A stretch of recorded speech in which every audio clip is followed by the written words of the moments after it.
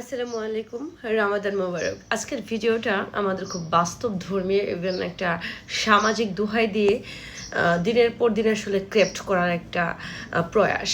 তো আমি শুরু করছি। সো কে কোথা থেকে দেখছেন বা দেখবেন একটু কাইন্ডলি কমেন্টসে জানাবেন। কারণ হচ্ছে আপনাদের অনুপ্রেরণা, আপনাদের সাপোর্ট আমাকে হচ্ছে অনেক ভালো ভালো কন্টেন্ট করতে সাপোর্ট করে। বাই দ্য ওয়ে, দেখবেন শ্বশুরবাড়ির ইফতার মানে এইটা সব জায়গায় না, আমি আমাদের উত্তরাঞ্চলে এরকম শুনি নাই তো। এখন অনেক জায়গায় শুনি বা দেখি যে শ্বশুরবাড়ি থেকে ইফতার পাঠাইতে হবে। ইফতার মানে কি আপনার রোজার সমস্ত বাজার, ফল ফ্রুটস থেকে শুরু করে হচ্ছে আপনার যা যা যাবতীয় খাবার তারা খাবে, ওকে ফাইন। মুড়ি থেকে শুরু করে মুড়ি, ছোলা, বুট, বিভিন্ন ধরনের ফল ফ্রুটস, তরমুজ থেকে শুরু করে মানে আপেল, কমলা, খেজুর, মানে যত আর কি আইটেম আছে, ট্যাং থেকে শুরু করে, চিনি থেকে শুরু করে বিভিন্ন তেল টেল মশলা, মানে সব এ টু জেড।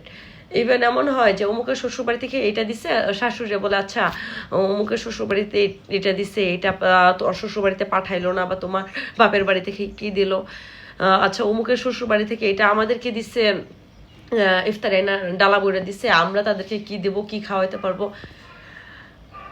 আমি ওইসব হাজবেন্ডদের বলছি, আর ওইসব শাশুড়িদের বলছি, শ্বশুরদেরকে বলছি, আপনারা যারা ভিডিওটা দেখছেন, আচ্ছা হয়তো অনেকের বাপের বাড়িতে অ্যাফোর্ড করতে পারে এই এত ধরনের ফিনান্সিয়াল যে ব্যাপারগুলো, আবার অনেকে শ্বশুর বাড়ি থেকে বা অনেকের বাপে, সবার বাবা তো ধনী হয় না, বা অনেকের বাবারা হচ্ছে গরিব হয়, ফিনান্সিয়ালি হচ্ছে একটু উইক হয়।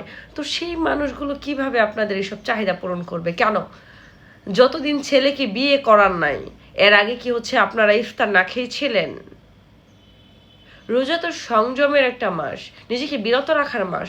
তো এই বিরত রাখার মাসে আপনারা হচ্ছে কিভাবে এত কিছু চান?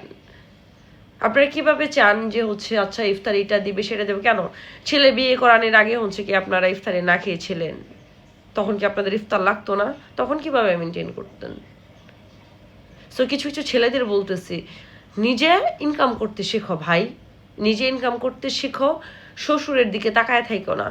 তোমার শ্বশুর বাড়ি থেকে ইফতার দিল না, কি দিল না সেইগুলো না করে, তোমার শ্বশুর যে তোমার স্ত্রীকে এত বড় করেছে, পড়াশোনা করেছে, এতটুকু কৃতজ্ঞতা বোধ রাখো। তুমিও তো একদিন মেয়ের বাবা হতে পারো, সেই জায়গায় নিজেকে আগে থেকে মাপো। যদি তোমার মতো তোমার মেয়ের জামাই হয়, এতে যদি তুমি আলহামদুলিল্লাহ না বলতে পারো, তাহলে শুধরায়া যাও, অন্যের খাওয়া ছেড়ে দাও। আর শাশুড়িদেরকে বলি, আপনারা মা হিসাবে এত ভালো, শাশুড়ি হিসাবে এরকম কেন? So be change it. Thank you. Please আপনারা কি অন্যভাবে নেবেন না। আমি খুব শুনি, দেখি এই বিষয়গুলো, দ্যাটস একটু আমার মনে হচ্ছে একটু অ্যাওয়ারনেস মূলক হচ্ছে একটা টপিক নিয়ে আপনাদের সাথে আসলে বলা। যদি ভুল করে থাকি ক্ষমা সুন্দর দৃষ্টিতে দেখবেন। Thank you. রমজানুল মোবারক। আসসালামু আলাইকুম।